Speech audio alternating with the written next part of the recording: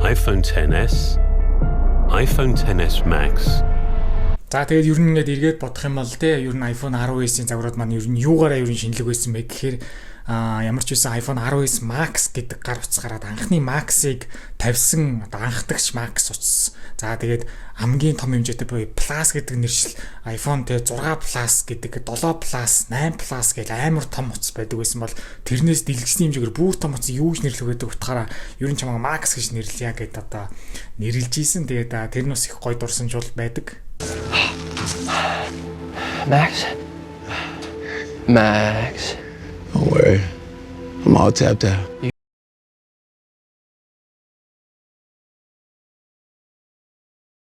За сайн мэцгаано iPhone 10-ын хүндэтгэл бичлэг бол орсны дараа 19 орно гэж амласан. За тэгээд iPhone 19-ийн маань хүндэтгэл бичлэг бол нэг арай өөр форматтай гаргалсан байна. Ямар ч байсан ингээд iPhone 10-аараа одоо хүндэтгсэн. Тэгээд iPhone 19-ийн маань ээлж бол ирж байна. За тэгээд хэдүүлээ яг ивент дээр тухайн үед яг юу болсныг одоо ярихаас өмнө одоо тийм үү жоохон өөр бас 19-ийн сонирхолтой зас жоохон фактуудыг бол ярилцъя. За хэдүүлээ ер нь ингээд анзаарах юм бол одоо хамгийн анх гарсан iPhone буюу одоо 2007 оны iPhone-оос хойшх одоо ингээд iPhone 10s хүртэлх ингээд бүх хасагцсан iPhone-ы чагсаалтыг хараад ер нь одоо яг ямар логик яваад байна. Яг логикийн дагуу сүүлийн хэдэн жил ер нь яг тэр нь таарж яах үгүй юу гэдгийг бас нэг жоохон анзаарах үүднээс бол хэлээ. Тэгээд ямар ч үсэн ихний iPhone бол нийт 3 жилийн үйлчлэлийн системийн support бол ингээд авч ирсэн буюу OS 1-ээс одоо OS 3.2 хүртэл ингээд бол ямар ч гэсэн авч ирсэн. Тэгээд дараа жилийн iPhone 3G нь болохоор мөн адил одоо 3 жилийн одоо support буюу OS 2-оос OS 4, 3, 5 хүртэл ямар ч гэсэн бол support-ыг л авч ирсэн байна. За тэгээд түүхэндээ хамгийн анхны S загвар буюу одоо 3GS загвар маань энэ рекордыг 1 жилээр эвдэж 4 жилийн үйлчлэлийн системийн support бол авч үнэхээр бас одоо 1 жилээр бол ахиулж чадсан байдаг. За тэгээд түүний дараа гарсан iPhone 4 болохоор мөн адил одоо 3GS-тэй адилхан 4 жилийн загвар бол авсан. Тэгэхээр ер нь S-тэй загвар ер нь бас айгүй сайн байд юм байна гэсэн нэг ихний одоо санааг болоод ингээ хэлтгэж бол эхэлсэн. За тэгээд түүний дараа гарсан жил iPhone 4S нь 4-ийг нэмээд 5 жил болсон байна. За тэгээд ер нь бол за энэ логикийн дагуу ер нь бол S-тэй загварууд илүү олон жил үйлчлэлийн системийн support ер нь авд юм байна гэсэн ер нь ихний одоо жилүүдийн прогноз бол ингээд бодлого гарч исэн. За тэгээд түүний дараагаар iPhone 5 гарахтаа мөн адил одоо S-гүй загвар буюу одоо өмнөх S-ийн загвартайгаа адилхан 5 жилийн support-ыг бол ингээд авч исэн. iOS 6-аас iOS 13, 4 хүртэл ингээд бол авч исэн. За тэгээд түүний дараагаар iPhone 5C, iPhone 5S 2 гарахтаа болохоор 5S загвар маань мэдээж хэрэг одоо S-тэй загвар учраас тэр 5 жилийг 6 жил болгосон байгаа. За эндээс хамгийн ихний асуулт бол гарч ирж байгаа. Тэр нь юу гэхээр iPhone 5s маань ямар ч байсан iPhone 5-ийн 5 жилийн support-ыг 6 жил болгож байгаа. За гисэн чинь iPhone 5c маань бүр ингээд 4 жил болоо бүр ингээд багассан. Яагаад вэ гэхээр ямар ч байсан ихний нэг шалтгаан бол iPhone 5c маань iPhone 5s шиг A7 чип байхгүй. Энгийн iPhone өмнөх жилийн 5-тай адилхан A6 чиптэй учраас үйлчлэлийн системийн support нь бол нэгээр бол багасаагүй бүр хоёроор багасгацсан. Тэгээд iPhone 5s-тэйгээ 1 жил гарсан учраас чипний үзүүлэлт нь iPhone 5-тайгаа адилхан учраас ингээд iOS 13, 4 хүртэл ингээд ямар ч iPhone 5, 5c бол ингээд зэрэг одоо үйлчлэлийн системийн support нь бол ингээд бол таслагдаж бол ингээд дуусчихсан. Тэгээд ямар ч байсан iPhone 5s маань бол мэдээж хэрэг S гэдэг загвараар 1 жилийг бол нэмж болж чадсан байдаг. За тэгээд iOS 7.0-оос iOS 12.5.8 гэд бүр 26 оны одоо үйлчлэлийн системийн апдейт нь одоо мэдээллийн аюулгүй байдал талаас явсараад бүр ингээд 13 жилийн support бол авч байгаа. Яг албан ёсны яг жил бүрийн шинжлэхцэн хувилбараар яг тооцох юм бол 6 жилийн support-ыг бол ингээд авсан байгаа. За тэгээд үүний дараа жил гарсан iPhone 6 хэрвээ хэдүүлээ анзаарах юм бол iPhone 5s-тэй адилхан уул нь бол одоо ингээд 6 жил байх хэрэгтэй байсан боловч хамгийн ихний одоо хохирогч гэх юм уу iPhone 6 маань 5 жилийн support бол ингээд авсан байдаг. Би бол iOS 8 дээр бол бичлэг хийх бол тухайд бол боломжтой байсан. Яг 2015 оны 8 сард буюу одоо яг iOS 8.4, iOS 8.4 нэг үйлчлэлийн систем үеэр би яг YouTube суугаа нээгээд яг анхныхаа бичлэгийг оруулах зорилготой байсан болж тухайн үед тэгээд ер нь бол өөрийгөө бас хит камер байхгүй, микрофон байхгүй гэх шалтгаанаар бол тухайн үед бол эхлүүлж байгаагүй. Тэгээд анхны маань ямар ч байсан YouTube-ийн маань орох үйлчлэлийн систем үеэр iOS 8.4, 8.4.1 бол байх байсан. Тэгээд харамсалтай нь бол тэгж ядаагүй хойшлсаар гад iOS 11 үйлчлэлийн системээс эхэлтгийг бол та нар л мэдэх баха. За гисэн идэж iPhone 6s маань гараад яг яасан бэ гэхлээр мэдээж хэрэг S загвар учраас одоо яг 1 жилээр бол ахиулга нь бол тодорхой. Тэгээд бүр iPhone 6s маань 7 жил буюу ямар ч байсан одоо өмнөх графикуудыг бүгднийг харах юм бол хамгийн өндөр одоо үүдлийн системийн суппортыг авч 7 жилийн туршил авсан байгаа. За тэгээд түүний дараагаар намар нь гараад намар өнгөрөөд хавар нь гарсан анхны үеийн iPhone SE буюу iPhone 1-р үеийн iPhone SE маань мөн гэдэл 7 жилийн суппорт бол авсан. Гэхдээ яг дефолт үүдлийн систем нь iOS 9.0-аас биш iOS 9.3-аас эхэлсэн учраас бас яг цэвэр яг 7 бүхэл жил гэхэд бас хэлэхэд хэцүү. Гэхдээ мөрсөн чипний хувьд iPhone 6-тэй адилхан учраас 7 жилийн суппортыг бол ингэж авснараа бол ямар ч Apple-ийн дээд рекордыг тухайн үед бол ингэж бол тогтоож исэн. iOS 15, 8, 7 үүдлийн систем хүртэл үнээс хойш одоо хойш яг одоо спорт мэдээлэл аюулгүй байдлын спорт нь бол явж байгаа iPhone 5s шиг адилхан. За тэгээд үүний дараагаар iPhone 7 гарсан. iPhone 7 гарахтаа ядаж мөн адил бас л адилхан одоо яг 7 жил байх болов гэсэн бас ихний бас бодол байгаа. Тэгээд тэгж чадаагүй 6 жил болж доошлоод iPhone 7-гийн маань спорт бол одоо ингээд багасч бол ингээд таарж исэн. Тэгээд ер нь энэ дээрээс анзаарах юм бол үйлдвэрлэлийн систем талаас хамгийн ихний хөрөгч бол iPhone 5C байсан гэж бол одоо ингээд бодогдохоор байна. За тэгээд 2 дахь хөрөгч нь болохоор iPhone 6, за тэгээд 3 дахь хөрөгч нь болохоор ингээд iPhone 7 бол болж исэн. Тэгээд тухайн үед нь бол би бол яг хүндэтгэл бичлэгээ хийж байхдаа iPhone 7 болоод яагаад ч энэ жил бол iPhone 6s-тэй цуг хасагдах ёсгүй байсан. Чипний хувьд ч одоо мөн адил iPhone 6s-аас бол илүү бол 1 жилийн одоо илүү их чиптэй бол байсан идэж бол тэгээгүй Apple-ийн зүгээс бол хассан. За тэгээд үүний дараагаар iPhone 7 6 жилийн спорт авсны дараа iOS 16 үйлдвэрлэлийн систем маань гараад iPhone 8, iPhone 10 гих хоёр гар утсан маань бол iOS 16 үйлдвэрлэлийн систем дээрээс бол ингээд бол хасагдчихсэн. За тэгээд энэ дээрээс анзаарах юм бол iPhone 8, iPhone 12 бол 6 жилийн спортыг авсан. Энэ болохоор бас логикийн дагаа бодгоо бас ингээд утгагүй болчихж байгаа. За S-ийн дараагийн жилийн энгийн загвар бол одоо яг өмнөх S-тэйгээ тэнцүү болоод дараа нь гарсан бол ингээд нэг бол ахтаг гисэн идэж бол iPhone 7-гийн дараагийн iPhone 8, iPhone 12 маань бол ингээд одоо 6 жилийн спорт авч бол бас ингээд хохирогчтой нэг бол усан тухайн үед мэдээж хүндэтгэл бичлэг бол би бол хийж исэн. Тэгээд та нар бол үзэж болно. Тэгээд iPhone 10 бол яагаад ч iOS 16 үйлдвэрлэлийн систем дээр үлдэх одоо утас гэдэг утгаараа л үнэхээр харамсалтай байсан. Тэр одоо анхны iPhone гарснаас хойш одоо хамгийн нөлөөтэй утас бол мэдээж iPhone 10 бол байсан. Бүх өрсөлдөгч компаниуд бүгд л iPhone 10-ыг бол дөөрэж чинь. Тэгээд одоо ч iPhone 17 Pro бас ихэнх бас өрсөлдөгч компаниуд бол дөөрэж байгааг бол та нар интернет дээр зөндөл харж байгаа бах. За тэгээд ер нь iPhone 6s-аас хойш ер нь дараагийн S-тэй загвар гарахгүй юм биш үү дээ. Яг iPhone 7s гэж гарсангүй, iPhone 8s гэж байхгүй маань тий. iPhone 10 ингээд одоо 10-ын дараачих юу гэж нэрлэх бол гэх мэтчил 11 гэх болов гэсэн одоо таам одоо зүйлүүд явж исэн бол тэрний дараагаар бол iPhone 10s маань гарахтаа iPhone 10R гар утастай олцог гарсан. За ингээд iPhone 10R болон iPhone 10s гар утаснууд маань ингээд 7 жилийн спортыг бол авлаа. Тэгээд авсан. Тэгээд iOS 26 суух боломжгүй болсон. Тэгээд iOS 12 үйлдвэрлэлийн системээс iOS 18 хүртэл ингээд одоо спортыг авч 7 жилийн спорттойгоор ямар ч үсэн ингээд бол төгсгөл бол болсон. Тэгээд маш их харамсалтай байна. Тэгээд ямар ч үсэн iPhone 10s маань бол бас нэг бодлын маш чухал утас байгаа. Яагаад гэвэл S загварын утсыг эргэж авч ирснээрээ одоо бас гоё байсан. Тэгэнгүүтээ бас юу гэхээр хамгийн сүүлчийн S загвар болоо ингээд болсон байгаа. Тэгээд хамгийн сүүлчийн S загвар ингээд гарсан iPhone 10s-ээс хойш ингээд 2018 оноос хойш iPhone S гэдэг загварыг бол аваагүй. Тэгээд ер нь бол Pro гэдэг нэршил бол ер нь бол баг орлох маягийн бол болцсон. Тэгээд эртөө зэний цаг дараа нэг S загвар гарах юм бол бас яг зүгээр л гоё санагдах бах. Гэхдээ ямар ч байсан хамгийн сүүлчийн S загвар маань ингээд iPhone 10s байсан гэдэг утгаараа бас их гоё байдаг. За тэгээд бас нэг сонирхолтой яг түүх юу болжсэн бэ гэхээр iPhone 10s-тэй холбоотой хөөрхөн зүйл маань юу вэ гэхээр хөөрхөн жишээ жоохон хард орсон юм гэх юм уу. Яг реклам дээрээ буюу Apple нэг зар сурталчилгаагаа явуулж байхдаа одоо яг ер нь реклам нь iPhone 10s-ийн загварууд маань ер нь бол яг тэр default wallpaper нь маань одоо яг нэг notch гэдэг дээдлийнх нь хар хэсгийг ингээд одоо байхгүй мэтээр бүтэн дэлгэцтэй iPhone шиг одоо санагдуулсан учраас хэрэглэгчдийг ингээд одоо төөрөгдүүлэх юм хийсэн байна гэдэг одоо нэг эмхтэй хүний зүгээс Apple-ыг бол одоо ингээд шүүгдчихсэн. Тэгээд би яг тухайн үед бол тухайн мэдээг сонсчоод гэж бодож байгаа. Тэгээд одоос өнөөдөр яг ер нь тэрний дараа ер нь яг юу болсон юм бэ гэдээ ер нь бас харсан чинь ер нь нэг айхтар сүртэй зүйл бол болоогүй маань. Тэгээд ямар ч гэсэн тухайн үед бол нэг ойролцоогоор өвлөн яг iPhone 10s-ийг гараад тун бодлохгүй.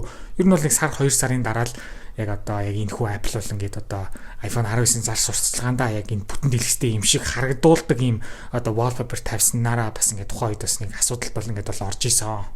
За одоо бичлэгний маань одоо 2 дахь хэсэг буюу тухайн үед одоо 2018 оны одоо 9-р сарын 21-ний өдөр одоо ямар ч энэ хүү ивент маань одоо болоод одоо iPhone 19-ийн загварууд маань бол iPhone 10-артаа зугаал танилцуулагдчихсэн. За тэгээ тухайн үед яг одоо ивент дэргэлсний төлөв харж бол явж байгаа. Ямар ч гэсэн ивент маань эхлээд iPhone 10s гэдэг гар утас маань бол одоо өнгөрсөн жил 1 ширхэг утас гарсан бол энэ жил 2 ширхэг утсан гарсан. За тэгээ хажуудлага нь хамаагүй том болгоо гарч. Тэгэхээр одоо iPhone одоо 10s Plus гэж нэрлэх юм болов уу гэж тухайд бол одоо таамаглал хараар ингээд бодож исэн. Тэгээд ямар ч Apple-ийн зүгээс ивент эхлүүлээд явж байхдаа бол Phil Schiller буюу одоо миний бас хамгийн дуртай Apple-ийн одоо ихтгэлүүдийг тавьдаг хүмүүсийн нэг бол тавьж исэн. Тэгээд энэ ах бол ер нь дахиж гарч ирэхэд болцсон. Тэгээд энэ ах бол изэж гарч ирээсэй гэж бол би бол хүсдэг. За тэгээд мэдээч хэрэг одоо Gold өнгөтэйг өртөө яг танилцуулж яг энэ утасны бас гол шинэ гарч ирж байгаа 3 дахь өнгө нь бол одоо энэ хүү Gold өнгө шүү гэж тухайд бол хийлж болно гэж бол гаргаж ирсэн. Усны хамгаалтын түвшин бол одоо iPhone 7-оос явж байгаад ямар ч байсан iPhone 8, iPhone 12 дээр бол одоо усны түвшин маань сайжраагүй IP67-гийн хэврээ байсан бол энэхүү iPhone 10s, 10s Max гар утаснууд дээр IP68 буюу одоог болтол iPhone 17 Pro Max-ийн ашиглаж байгаа IP68 2 метрийн гүнд 30 минутын тэсвэртэй гэдэг одоо усны эсэргүүцлийн түвшин гэж одоо хэлхэн зөвлөдөө. Усны одоо хамгаалалт буюу одоо waterproof гэдэг зүйл бол биш. Усны эсэргүүцлийг бол одоо 2 метрийн түвшин 30 минут сунгана гэж бол хэлээд байгаа. За энэ дээрээс таг далийн нэг юм хэлэхэд бол ер нь бол одоо намар дараагийн iPhone-од бол гардгаараа гарна. За тэгээд би нэлээд ер нь бодоолын тэгээд ер нь iPhone Fold гэдэг загварыг би худалдаж авах бах. Тэгээд iPhone Fold загварыг худалдаж авчаад миний YouTube сувг дээр бол зөндөө усны тест бол орсон. За тэгээд энэ намар гарах iPhone Fold-ыг жинхэнэ усны тест буюу одоо яг 2 метрийн гүнд те 2 метр гэдэг чинь 200 см-ийн яг чанга доор яг 30 минут. За магадгүй 40-50 минут байлгаад бас яг үнэхээр яг одоо Apple-ийн заасан эсэргүүцлийн түвшингөөс нь бүр удаах түвшинч эсвэл илүү гүнд ч юм уу яг үнэхээр YouTube сувг дээр оруулж ирсэн хамгийн одоо столт нэр жинхэнэ усны тестийг бол би ямар ч хийнэ гэж бол төлөвлөж байгаа. За тэгээд тухайн үед яг усны эсэргүүцлийн түвшин бол одоо танилцуулж явахдаа бас одоо ганц зүгээр энгийн ус биш те PV гэх мэт бас бусад шингэн зүйлсүүдээр бас ингээд бас давхар тестэлсэн гэдэг утгаараа бол одоо явж исэн. За тэгээд хамгийн ивентний бас нэг гоё хэсэг буюу iPhone 8 Plus-аас том буюу Plus нэртэй одоо iPhone-оос том нэртэй утсыг бид нар юу гэж нэрлэх вэ гэж бид нар нэлээд бодсон. Тэгээд Max гэдэг нэрийг өгсөн гэдэг одоо бас тухайд бол хөөрхөн бол нэрлсэн 5.5 инчтэй дэлгэц бол одоо Plus гэж нэрлэгддэг бол 5.8 инчтэй дэлгэц бол ямар ч байсан ингээд Max гэдэг нэршлиг бол ингээд авж байгаа. За тэгээд дэлгэцний технологи талаас нь дурдах юм бол iPhone одоо 19-ийн загварууд маань Dolby Vision, за тэгээд HDR10 гэдэг одоо дэлгэцний нягтрчлалын технологиг бас ингээд бол авч ирснээр бол онцлогтой бол ингээд гарч исэн. 2688 Hz нь 1200 ингээд 42-ыг харьцах буюу одоо 3.4 сая пиксел одоо энэ хүү том гар утсан дээр маань ингээд багтж байгаа гэдэг зүйлийг бол хэлж исэн. iPhone 19 Max маань тухайн үедээ гарч ирсэн хамгийн том дэлгэцтэй iPhone байсан учраас ингээд бас дээрээс нь кино одоо бичлэг үзэхэд бас үнэхээр гоё одоо cinematic том мэдрэмж бол өгнө гэж бол хэлж исэн. За тэгээд бас нэг сонирхолтой зүйл нь болохоор дэлгэцний технологи талаасаа ингээд дэлгэцний технологи талаасаа 3D touch бол үлдсэн хамгийн сүүлийн утас болсон. iPhone 6s дээр одоо 3D touch технологи буюу одоо дэлгэцэн дээр хэр хүчтэй дарахыг одоо мэдэрдэг технологи бол 6s дээр гарч ирээд тэгээд iPhone 10R дээр хасагдсан. За тэгээд яг iPhone 10R-тай цуг гарсан энэ iPhone 10s маань ямар ч нэг авч бол үлдсэн. Тэгээд дараа жилээс гарах iPhone 11-ийн загварууд дээр л ямар ч 3D touch ингээ бүр тэр жигтэй байхгүй болсон байгаа. Гисэн идэж бол орлуулах технологи буюу haptic touch технологи бол ямар ч iPhone 10R дээр танилцуулагдаад орных технологийн гараа явсан бол iPhone 10s маань хадгалсан сүүлийн одоо 3D touchтай бол одоо iPhone-оор бол ингээ гарч ирсэн. Тэгээд миний зүгээс бол одоо ер нь баргалчил худлаагаа жоохон ер нь давслаад хэлэх юм бол Apple-ийн гаргасан хамгийн супер технологийн хувьд бол чиний хувьд юу вэ гэвэл одоо миний зүгээс яалтчгүй ихний бол үнэхээр тэ ой тоонд хамгийн түрүүлж буух технологи дээр бол 3D touch технологи байдаг. Тэгээд ямар ч үсэн энэхүү iPhone 10s Max гар утсанд бол хамгийн сүүлчийн S утас гэдэг утгаараа бас гоё байснаас гадна хамгийн сүүлчийн одоо 3D touch технологиг бас хадгалж шингээсэн гэдгээр бас үнэхээр гоё байсан. За тэгээд бас одоо бичлэг үзэхэд дууралтны талаас нь одоо wide stereo буюу хоёр талаараа дуурахтаа бас үнэхээр сайн шүү гэдгийг бол давхар ингээд бол дурж ийсэн.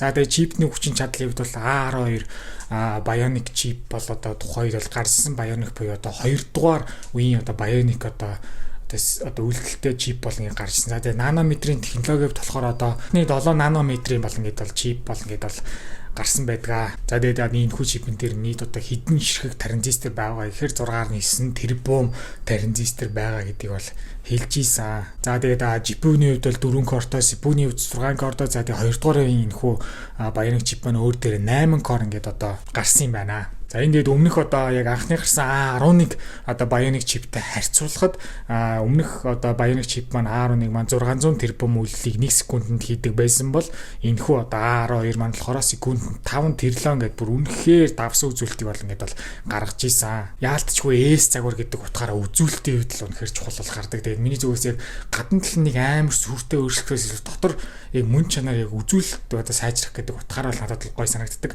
Тэгээд тэр санаагаа бол iPhone 19 бол яг л хийдгээрээ бол хийсэн. За тэгээд багтаамд сонголтны хувьд болохоор ямар ч байсан 512 GB буюу бас одоо хамгийн өндөр одоо өмнөх жилийн 256 да iPhone 10-ыг 2 дахин нуглаад ингээд одоо 512 төгөөр бол ингээд бол гарч ийсэн. За тэгээд одоо Bionic chip-ний одоо хүч чадал бол одоо энэ тэнд бол одоо утасны яг ерөнхий ажиллагаанууд төр бүгдэн дээр нь бол дэмжиж өгдөг. Чамаас одоо хуцаа яаж оролдож байгааг чинь суралцаад одоо чамд одоо илүү амар ашиглагдчих мал тусалж бол өгдөг. Тэгээд энэ дээрээс нэмэлтээр дурдаад бас яг энэхүү iPhone 19 19 Max-ээр гарсан хамгийн гол зүйл нь юу вэ гэхээр яг AR технологи талаасаа бол одоо маш сайн болсон. Тийм учраас одоо AR технологи хамгийн ихний аппликейшн буюу iOS 12 гэж байгаа дефолт үлдсэн систем дээр цуг дагалдаж ирсэн одоо нэг measure app гэдэг байгаа. Одоо жишээ нь шууд энэ нэг шууд юм тавиал шууд гар усан камераар яг хэмжээг нь хэмждэг тэр анхны аппликейшн бол гарч ирсэн. Тухайн үедээ гарч ирсэн бэхээр iPhone 19-ийн технологи буюу AR технологи сайжирсан учраас энэхүү технологи маань тухайн үед бол ингээд цуг бол ингээд гарч ирсэн. За тэгээд демо хувилбар дээр нь бол одоо яг iPhone 19-ийн тоглоом тоглох хүчин чадал үнэхээр сайн учраас демоднууд энэ танилцуулж ийсэн. За тэгээ бүр ингээд зарим нэг тоглоом нь бол яг жинхэнэ камерыг ашиглаад одоо хоорондоо сакс тоглож явахд хүртэл одоо AR технологиор л одоо оноог нь одоо шүүж чаддаг тийм бас юм гар утасны App Store дээр тоглоом бол гарч байгаа шүү гэдгийг нь бол давхруулж дурдж ийсэн. Тэгээд бүр ингээд найзуудаараа олуулаа тоглож явахдаа ингээд хов осон ширээ байхад хов осон ширээн дээр нь AR технологиор ингээд те гар утас чинь ингээд дижитал дүрсийг ингээд бодит орчинд ингээд бас ингээд симуляцийг харагдаж байгаа тийм байдлаараас ингээд тоглоход гоё шүү гэдэг санаануудыг бол хэлж ийсэн. За тэгээд мэдээж хэрэг өмнөх жилийнхээ адилхан iPhone 10-тай адилхан хоёр камертай, нэг нь бол үндсэн камер, хоёр дахь нь болохоор татдаг буюу телефото одоо камер бол байгаа. Тэгээд дундлынхын True Tone flash нь бол мэдээж хэрэг баг бол зэрэг сайжирсан гэдгийг бол дурдж ийсэн. За тэгээд Bokeh буюу одоо зураг авахаар арт таалыг нь бүрэлзүүлдэг технологи нь бас хамаагүй сайжирсан гэдгийг бол хэлж ийсэн. За тэгээд бичлэг хийхэд мэдээж хэрэг аль аль талынх нь одоо микрофоноор одоо бичээд бас ингээд стерео саундыг гаргана гэдгийг бол дурдж ийсэн. За тэгээд батарейны хувьд бас маш чухал зүйл байгаа. Батарей гэдэг бол одоо мөнхийн сэдв юм да тий. Одоо өмнөх жилийн iPhone 10-тайгаа харьцуулахад 30 минут бол илүү цэнэгээ барина гэдгийг нь бол хэлж ийсэн байгаа. За тэгээд 19 Max-ийг болохоор бүр ингээд 1.5 цаг бол илүү бол барина гэж бол хэлж ийсэн байна. За тэгээд dual sim буюу анхны гарсан одоо dual sim гэдэг ойлголт маань одоо гарсан байдаг. За тэгээд энэ маань бол 2 дугаар хадгалан. За тэгээд нэг нь бол одоо travel буюу одоо гадуур дотор аялахад хэрэгтэй нэг дугаараа өөр дээр хадгалаад нэг нь одоо яг байгаль газар ашиглах гэдэг утгаараа 2 sim-тэй гэдгийг нь бол тухайд бол дурдчихсэн. Тэгээд энэ одоо DSDS буюу одоо eSIM-ийн технологи ингээд орж ирж байгаа бол тухайд бол ингээд дурдчихсан.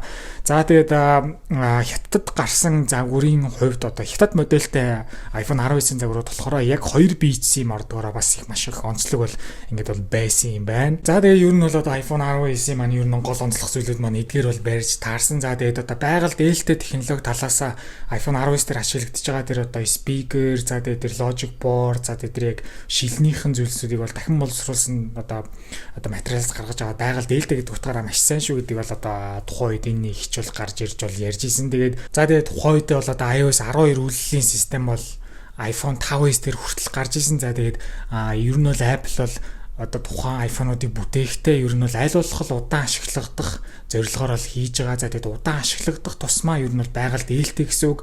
Тийм учраас одоо ямар ч iOS 12 үйлдлийн систем iPhone 5s-аас ахуулаад тий 6s гээд одоо сууж байгаа. Тэгээд байгаль дээлтэй гэдэг утгаараа бол бид нар үнэхээр бас чанартай бүтээгдэхүүнийг орлдог шүү гэдэг санааг бол энийг ч бол хэлж ийсэн. За тэгээд iPhone 10s загвар маань бол одоо ямар ч сан 3 багтаамжийн сонголттой буюу 64 256 512 GB таагаар л одоо ингээд гараад $909 бол эхэлж ийсэн. За тэгээд iPhone 10s Max маань болохоор яг $100 үнэтэй буюу $1090 буюу $1100 үнэтэйгээр бол худалдаанд бол ингээд гарч ийсэн. За тэгээд тухайн бас одоо дурсам цэргийг iPhone-ы жагсаалт юу байсан бэ гэвэл iPhone 77 Plus, iPhone 88 Plus, за тэгээд iPhone 10s, iPhone 10s Max, тэгээд iPhone 10R гэдэг энэхүү гар утаснууд маань бол одоо тухайн үеийн жагсаалтыг бол гаргаж ирсэн байна. Мэдээж хэрэг iPhone 19-ийн загварууд гарсан учраас iPhone 10-ыг цааш нэр зарахгүй тулд iPhone 10-ыг бол жагсаалтаас бол хассан байгаа. Гэсэн хэдиж 88 Plus, 77 Plus үлдэж байгаа нь бол маш гоё харагдаж байгаа л та нар харж байгаа бах.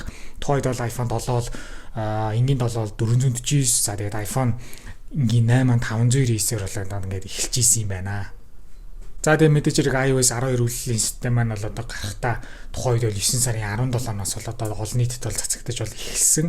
За тэгээд iPhone 10s, 10s Max загварууд маань 9 сарын 14-өөс үргэлжлэн захиалга нь бол эхлээд за тэгээд 9 сарын 21-нд буюу 7 хоногийн дараа ингээд ямар ч судалтаанд бол ингээд бол гарч исэн байна. За тэгээ iOS 12 үйлдвэрлэлийн систем талаас нь бас нэг онцлогийг нэрлэх юм бол өмнөх жилийнх нь iPhone 10 маш том асуудалд бол орсон. iOS 11 үйлдвэрлэлийн систем iPhone 10-таа гарахтаа бол iPhone 10 дээрээ супер ажиллаад за тэгээ бусад одоо iOS 11 суусан гар утсанд маш том асуудал ороод батарей хэлт гэдэг одоо ойлголт дээр анх бол гарч ирээд тэгээд iOS 11 үйлдвэрлэлийн систем бол маш том шүүмжилт бол дэлхийд даяар бол өртөжсэн.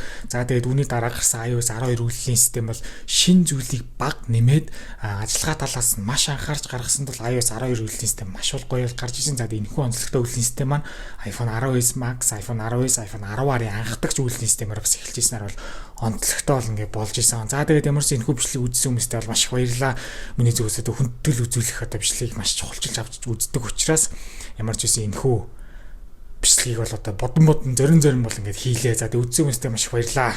За тэгээд ер нь ингээд эргээд бодох юм бол ер нь iPhone 10s-ийн загварууд маань ер нь юугаараа ер нь шинэлэг байсан бэ гэхээр ямар ч үсэн iPhone 10s Max гэдэг гар утас гараад анхны Max-ыг тавьсан одоо анхдагч Max утас. За тэгээд хамгийн том хэмжээтэй буюу Plus гэдэг нэршил iPhone тэ 6 Plus гэдэг 7 Plus 8 Plus гэх амар том утас байдаг байсан бол тэрнээс дэлгэсний хэмжээгээр бүр том утас юу гэж нэрлэх гэдэг утгаараа ер нь чамаа Max гэж нэрлэе гэдээ одоо нэрлж ийсэн. Тэгээд тэр нь бас их гоё дурсамжуул байдаг. Тэгээд мэдээж хэрэг эргэж бол Golden-ыг бол авч ирсэн. Тэгээд энгийн хар цагаан өнгөтэй өмнөх жилийн 10 байсан бол энэ жилийн яг үндсэн гар утас 10 байсан маань бол Golden өнгөтэй бол нэмэгдэжсэн. Тэгээд бас анхны 2 SIM-тэй буюу eSIM гэдэг одоо бас зүйлийг анхны одоо гаргасан авчирсан iPhone маань л энэхүү iPhone 10s, 10s Max гар утаснууд бол ингээд байсан. Тухайн үед л яг ингээд ер нь утсанд чинь 1 SIM суудаг, 2 SIM суудаг iPhone гэж одоо юу гэдэг юм бол яад юм бол тухайн үед л бас ингээд хөөрхөн бол гайхчихсан. Тэгээд ямар ч байсан анхны 2 SIM-тэй гэдгээрээ бас аюу хөөрхөн бас гарч ирж исэн. За тэгээд ямар ч байсан iPhone 10s маань ингээд ямар ч эцсийн байдлаар iOS 26 суух боломжгүй iOS 18 үйлдвэрлэлийн систем дээр бол үлдэж байна. Тэгээд хэдий iOS 18 систем үйлдвэрлэлийн систем дээр үлдэж байгаа ч гэсэн одоо би iOS 18 үйлдвэрлэлийн системийг цаашдаа бол ярихгүй гэсэн үг бол биш. Яг энэхүү iPhone 10R, 10s, 10s Max гэдэг энэхүү 3 гар утсанд зориулж ирээдүйд гарах үйлдвэрлэлийн системийн мэдээллийн аюулгүй байдал татлаас апдейтуудыг бол би бол мэдээж хэрэг сувг дээр бол ярьсан бол хэвээр байна. Ягаад гэвэл үеэ дуусгацсан яг иймэрхүү тэтгэвртэй гарч байгаа хийдэг юм хийгээд ингээд те 7 жилийн спорт буюу одоо Apple-ийн дээд рекордыг ингээд одоо 2 дахь давтаж байгаа үеийн одоо гар утаснууд болж чадлаа шүү дээ. iPhone 6s, iPhone 1-р үеийн iPhone SE 2 маань ингээд 7 жилийн спорт авч ирсэн рекордыг тогтоож исэн бол энэхүү рекордыг бас ингээд дахиж одоо рекордыг одоо гаргаж ирснээр iPhone 10R, iPhone 10s, 10s Max гэх энэ 3 гар утас маань үнэхээр бас мундаг утас байж чадлаа гэж хэлэхээр тэгээд одоо өхөр хөхтэй бууга тавина гэдэг чинь хамгийн сүүлчийн одоо S загвар маань бас яалтчгүй 7 жилийн спортыг авч тийм үү. iPhone 6s-ээс хойш S гэдэг загвар мартагдсан байхад гинт iPhone 10s гэдэг загварыг гаргаж ирж одоо S гэдэг хүчийг баталж одоо 2 дахь 7 жилийн спортыг авсан. Энэхүү гар утсанд бол хүндэтгэл үзүүлж байгаа. Тэгээд энэхүү бичлэг маань бол яг үндэл өнгөрсөн намар орох хэрэгтэй байсан. Тэгээд ер нь явсараагаад боломжгүй байсараагаад одоо сунжирсараагаад одоо л орж таарч ин тэгээд гисэн идэж одоо заавал хүндэтгэл үзүүлэх одоо хэрэгтэй байсан. Тэгээд одоо бүхийг хэрэгтэй. Back to being a nobody. You were never a nobody, Max. Yes, I was. Can I tell you something? Yeah. You got a nice face. You're just a kid. Goddamn Hills. Имчлийг оруулаагүй удаасанд бол үнэхээр бол одоо уучлаарай. Тэгээд одоо та нараас одоо ингээд уучлалт хууж байна.